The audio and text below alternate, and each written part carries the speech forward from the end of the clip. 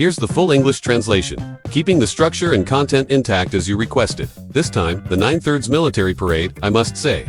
There were far too many highlights and key points. Even veteran military enthusiasts felt like novices watching it, so I made a video to help everyone understand the core highlights and key points of this parade. First of all, in the nearly 70-minute grand ceremony, it was carried out in 2 steps, the parade inspection and the march past. For those who don't quite understand what an inspection parade and a march past are, there's no need to overthink it. Simply put, the inspection parade is when the troops line up to be reviewed by the leaders, while the march past is the part. Everyone loves to watch the ground formations and the aerial echelons. Basically, the heroic formations and the various new types of equipment all pass through Tiananmen Square in this segment.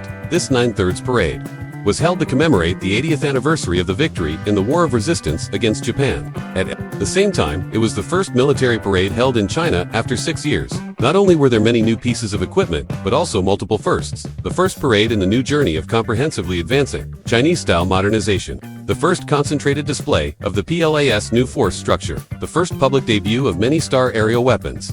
Next, we come to a widely discussed topic. From this parade, just how strong is the People's Liberation Army today? Before answering this question, let's first take a look at the 3 main highlights of the parade. After that, you may have a more direct impression. Highlight 1. Intelligentization of weapons and tactics. Many people noticed the soldiers wearing individual smart terminals on their wrists. This means that intelligent auxiliary systems have already begun large-scale application in PLA frontline units. With these terminals, a soldier's battlefield awareness is significantly improved. It's like giving every soldier a heavenly eye. At the same time, the battlefield situation seen by each soldier can be shared with rear commanders through the terminal, forming a synchronized battlefield map. This enables more precise grasp of frontline conditions, as well as more accurate fire guidance and strikes. In short, this system greatly enhances overall combat effectiveness, especially joint operations among multiple branches. Highlight 2. Real combat orientation. All the parade equipment are domestically produced, active main battle systems. In other words, whether new or old, all showcased weapons are in actual service, with combat effectiveness as the foremost consideration. In addition, the parade featured 4 strategic branches: the Aerospace Force, the Cyber Force, the Information Support Force, and the Logistics Support Force. The first 3 are newly established units. From their names alone, you can see their operational roles. Modern warfare has already entered the information era.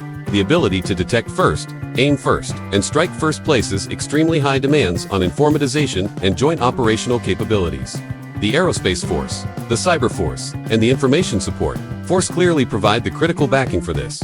Highlight 3. New equipment. Many new types of equipment made their debut, such as new drones, directed energy weapons, electronic jamming systems, and large torpedo-shaped, unmanned underwater vehicles. Other advanced systems included the J-35 stealth fighter, the J-2OS stealth fighter, the Y-20 transport aircraft, new anti-ship missiles of the YJ series, the DF-17 hypersonic missile, the Type 99A main battle tank, the Type 191 automatic rifle, and the DF-5 intercontinental ballistic missile. It can be said that numerous world-class and even world-leading systems were showcased. This proves that China's defense R&D has already caught up with, and in some areas surpassed, the most advanced global levels. From the early days of big knives and spears plus rifles, to millet plus rifles during the anti-Japanese war, to the foreign mix of weapons after the founding of New China, when planes at the founding ceremony had to fly twice to appear more. Today, the PLA's weapons and equipment have reached, or even surpassed, world-class standards. In the past, we challenged the UN forces and won. Now, with far more advanced land, sea, and air systems, our powerful capabilities can make any country in the world take notice. Finally, the real significance of the 9/3 parade must be emphasized. In the Asian battlefield, China was the backbone of resistance against fascism. But due to the incompetence of the Kuomintang at the time, and the weakness of the nation, our enormous contribution was underestimated by the outside world, and we received little of the victory's fruits, with much divided up by others.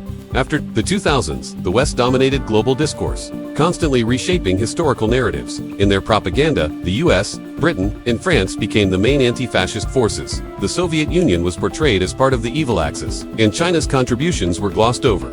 Today, many in the West don't even know what role China played in the war, nor that China was one of the main victors. Russia holds its Victory Day parade to prevent real history from being forgotten or distorted. China's 9/3 military parade serves the same purpose. It is both a commemoration and a defense of truth, history, a safeguard for peace, and a recognition of the Chinese people's immense sacrifices and contributions in the war.